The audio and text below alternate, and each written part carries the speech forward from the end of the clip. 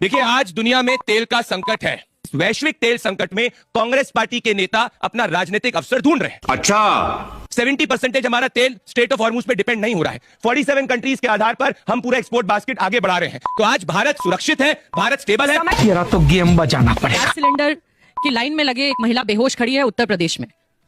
उसके बाद ये तस्वीर है, ये अलग प्रदेश की तस्वीर है, महाराष्ट्र की, पुणे की।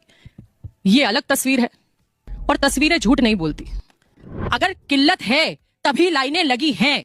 बात तो सही है। आपको तो आदत हो गई है देश के लोगों को लाइनों में लगाने की, और उसके बाद आपके नेता कह देते हैं अरे अरे मेरे दिमाग में आया क्या करूं क्या करूं क्या करूं, जब मैंने देखा लाइन लगी है तो कैसे बचाऊं, तो फिर मैंने गाना गा दिया, देशभक्त है कतार में लगी है भारी भीड़।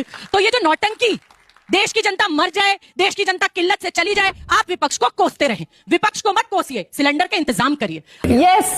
जहां पर प्रधानमंत्री मोदी ने इतने टाइम तक कहा कि जब उनसे पूछा जाता था कि हमारे देश में बेरोजगारी बढ़ रही है तो बोलते थे कि पकोड़े तलना भी रोजगार है, और आज आलम यह है कि पकोड़े तलने को गैस भी खत्म कर दी इन्होंने, लोगों को लाइन में लगा दिया।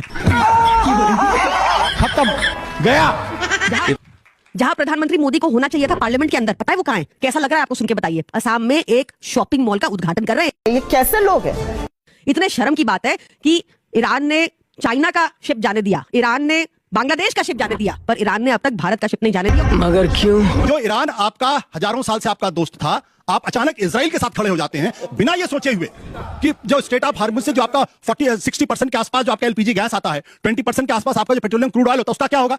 ये भगवान क्या जुल्म है। बड़े बड़े एक्सपर्ट ये कह रहे हैं कि भारत ने ब्लंडर किया है। अगर आपको कोई स्टैंड नहीं लेना था तो आप इजराइल भी आपका दोस्त है, ईरान भी आपका दोस्त है, आप क्यों डिस्टेंस मेंटेन करके रखते?